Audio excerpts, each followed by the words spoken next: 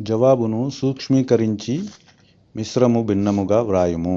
మనకు 3 మిశ్రమ భిన్నములు ఉన్నవి. అవి 3 మరియు 1/12 ప్లస్ 11 మరియు 2/5 ప్లస్ 4 మరియు 3/15. మనము దీనిని 3 ప్లస్ 1/12 ప్లస్ 11 ప్లస్ 2/5గా రాయొచ్చు.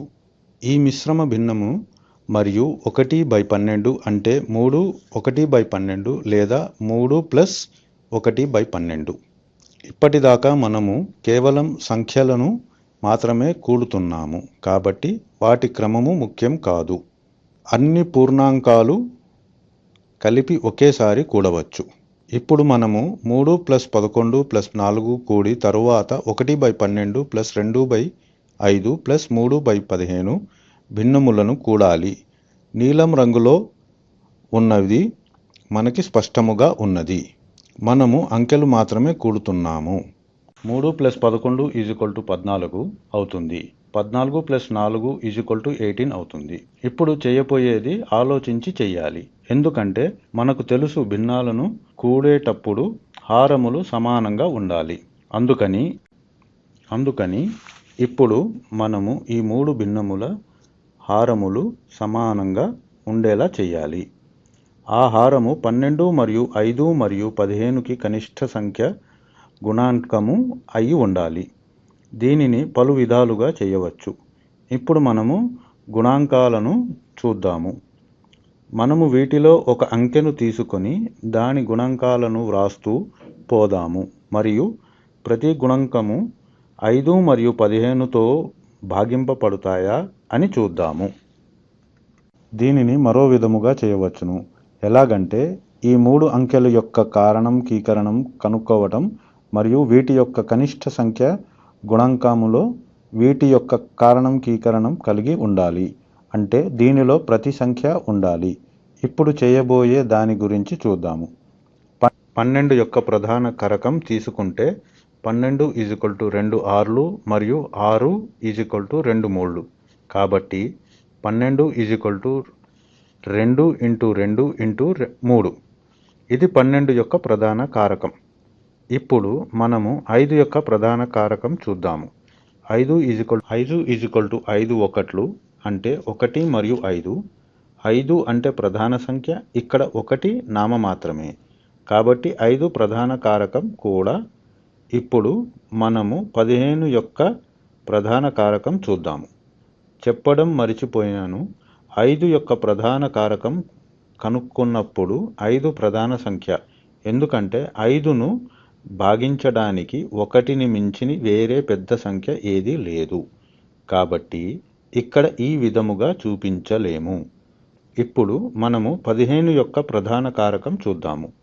15ని 3 5లుగా రాయవచ్చును. ఇక్కడ 3 మరియు 5 అనేవి ప్రధాన సంఖ్యలు. అందుకని ఇప్పుడు మనకి 2 2లు మరియు 1 3 అవసరము. ఇప్పుడు మనము 12ను చూద్దాము. కాబట్టి మన హారములో కనీసం 2 2లు మరియు 3 ఉండాలి. దానిని ఇప్పుడు వ్రాద్దాము. కాబట్టి ఇది 2 ఇంటూ 2 ఇంటూ 3 ఉండాలి. కనీసం ఆ అంకెలు కలిగి ఉండాలి. ఇప్పుడు అక్కడ 5 కూడా ఉండాలి. అవునా? ఎందుకంటే అది 5 యొక్క బహుళ సాధారణ అయి ఉండాలి. అక్కడ ఉన్న ప్రధాన కారకాల్లో 5 ఒకటి, అందుకని అక్కడ 5 కూడా ఉండాలి. అలాగే అక్కడ ఒక 3 ఒక 5 కూడా ఉండాలి. ఇక్కడ 5 ఉండనే ఉంది. మనకి 12 నుంచి 3 5 నుంచి 5 ఉన్నాయి.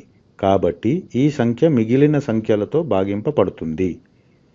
ఆ సంఖ్యలో 12 5 15 ఉన్నవి అవి గమనించవచ్చు. కాబట్టి ఆ సంఖ్య ఏమిటి?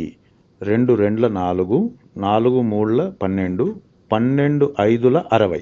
కాబట్టి 12 5 15ల యొక్క కనిష్ట సంఖ్య గుణాంకము 60. ఇది ప్లస్ అవుతుంది. దిగువ భాగాన 60 ఉంటుంది. అన్ని సంఖ్యలకు దిగువ భాగాన 60 ఉంటుంది. ఈ 3 భిన్నముల హారము 60. 60కి రావటానికి హారములో ఉన్న 12ని 5తో గుణించాలి. అదే విధముగా మనము లవమును కూడా 5తో గుణించాలి. 60కి రావటానికి హారములో ఉన్న 5ని 12తో గుణించాలి. అదే విధముగా మనము లవమును కూడా 12తో గుణించాలి. 12 రెండ్ల 24. 60కి రావటానికి హారములో ఉన్న 15ని 4తో గుణించాలి. అదే విధముగా మనము లవమును కూడా 4తో గుణించాలి. 4 మూళ్ళ 12. ఇప్పుడు అన్ని హారములు సమానంగా ఉన్నాయి. మనము కూడటానికి సిద్ధముగా ఉన్నాము కాబట్టి కూడుదాము. ఇప్పుడు మనకి 18 ప్లస్ 5 ప్లస్ 24 బై 60. 29 ప్లస్ 12, దీనిని 29 ప్లస్ 10గా వ్రాసుకుంటే దాని విలువ 39 అవుతుంది. దీనికి 2 కూడితే 41 అవుతుంది. నాకు తెలిసినంత వరకు 41 మరియు 60కి ఏవీ సాధారణ కరకములు ఉండవు. 41 అనేది ప్రధాన సంఖ్యగా కనిపిస్తుంది. చివరిగా మన ఈ 3 మిశ్రమ భిన్నములు కూడుగా వచ్చిన సమాధానం 18 41/60.